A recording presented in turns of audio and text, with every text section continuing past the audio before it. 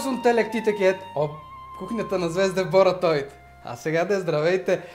Исках по този начин да поздравя моите унгарски приятели и последователи в канала. Те не са много, 3, поне за тях знам, обаче казаха, че много обичат българската кухня. И един от тях ми сподели, с Google Translate разбира се, че когато е бил млад е много обичал кебаб на Слънчев бряг. И в кебаба имало краставички. Поразрових се в архива и се сетих за една много стара рецепта от 81 година, в която представят странджаски кебаб. Той се прави с телешко месо или с свинско. Ще ни трябва също така кромит лук. Това обаче не е всичко. Слагаме чесън. Ще трябва да отворим буркан с кисели краставички. Може и от туршия. Също така ще добавим доматено пюре. Пригответе чубрица, сол, пипер и вино. Време е да започваме готвенето на телешки кебаб по-странджански, който можем да направим, както казах, и със свинско месо. Месото съм го подготвил, само ще покажа как трябва да се нареже. Аз вече съм го нарязал на ивици. Цветът е свеж, червен, по това се познава дали е телешко или е говеждо. 700-800 грама ще ни трябват. Какво месо да изберем? Най-добре е да е шарено, от плешката или от врата. От бута също може, но става малко по-сухо и по-дълго се готви.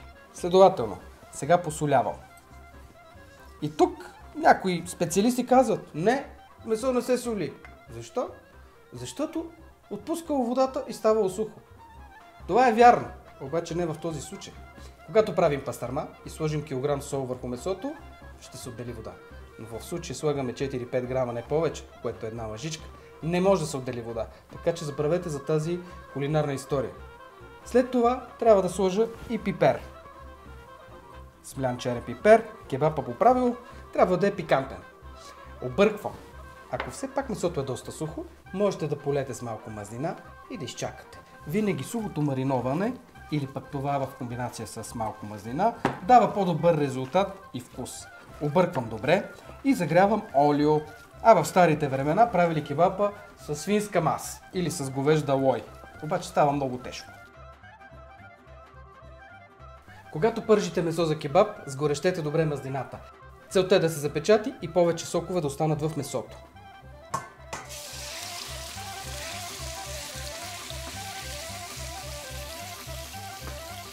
Шест, 7, може и 10 минути. Изчаквам хубаво да се зачерви месото преди да го разбъркам. Ако го разбъркам веднага, ще се отдели сока. Това не искам да се допуска. Ето вижте сега какво трябва да се случи.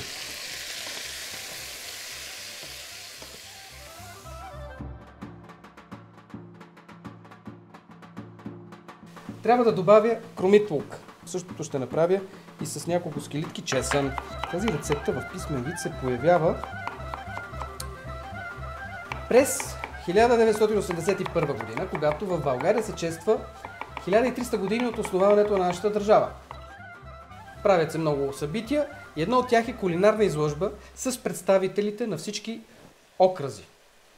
Един готвач, дали от странджанско или от бургаско не знам, представя винен кебаб, само че с краставички и го нарича странджански. Нарязвам на по-едро кромит лук.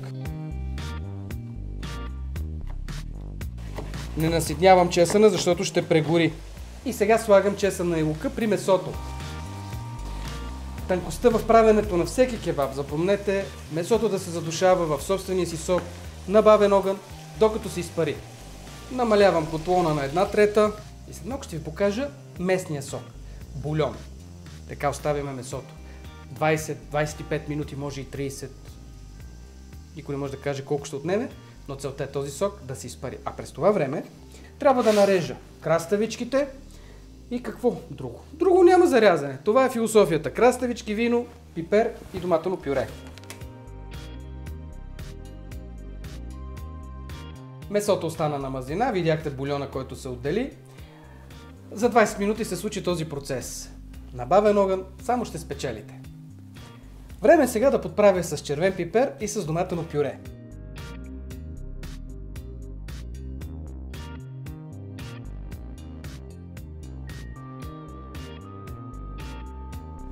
След кратко разбъркване заливам с червено вино. Винаги слагате виното, което обичате. Само ако е вкусно. Ако е кисело, и яденето ще стане кисело. Тези правила винаги си ги припомням, най-вече за начинаещите готвачи. Не всяко вино може да се ползва в готвенето. Сега сместа кипва. Следователно, време е да сложа киселите краставички.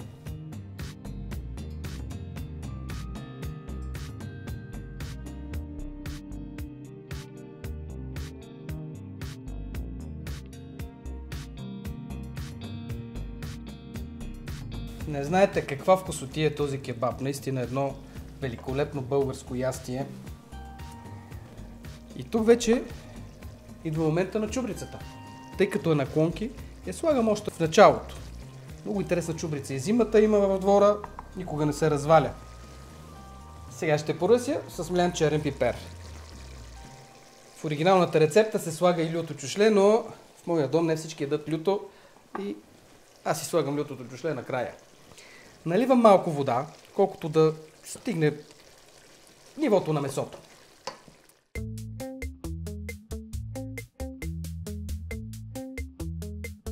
Месото е посолено, но соса не е.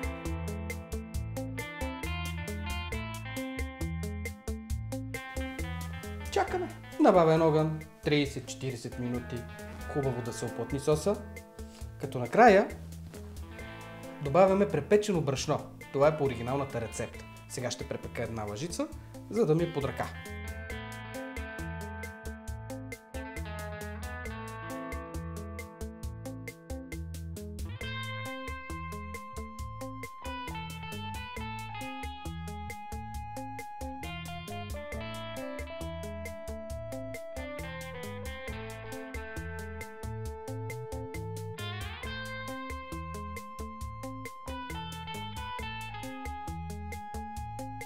Аз мисля, че кебабът е готов, но преди да го уплътня ще опитам. Трябва да е крехко месото.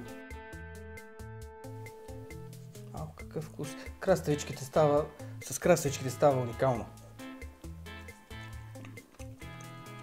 Идеално!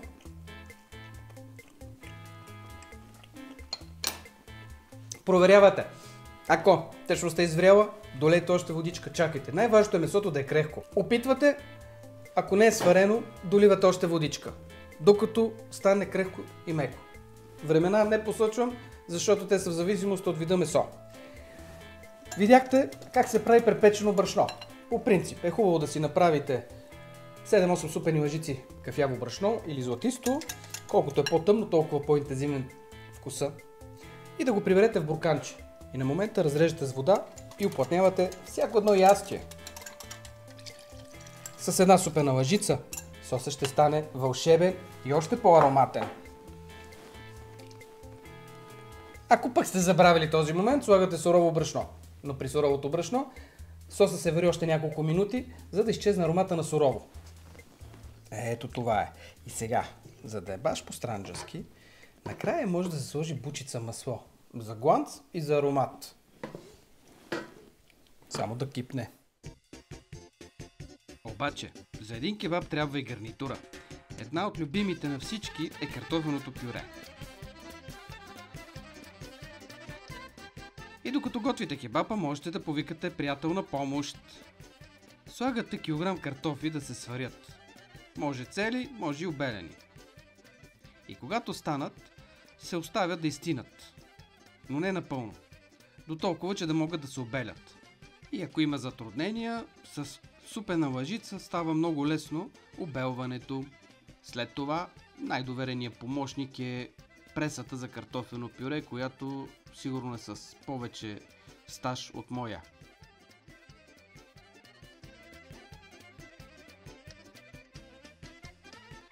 Макар и трудно, помощника започва пресоването на картофите. Това е целта. Всички картофи да се смачкат. В никакъв случай не ползвайте пасатор. Пюрето ще стане гумено. След като вече имаме правилния захват на пресата за пюре, остава да добавим масло, сол и мляко.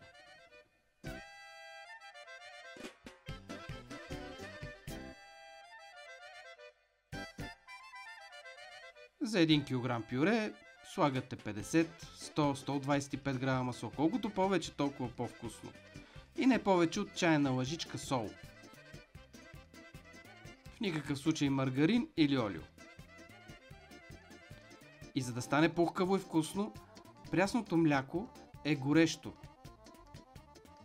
Достатъчно е 200-250 мл да добавите.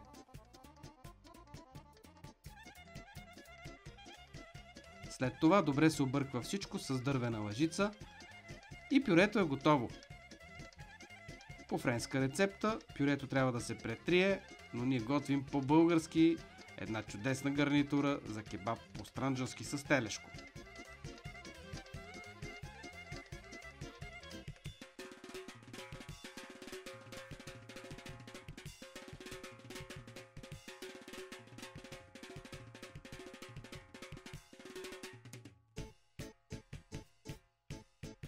Време е да сервираме!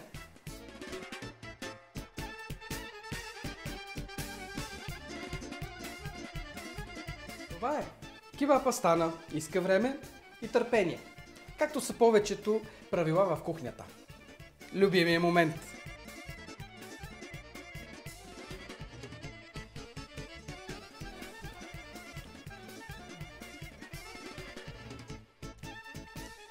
Не е добре. Затова ще си взема още две.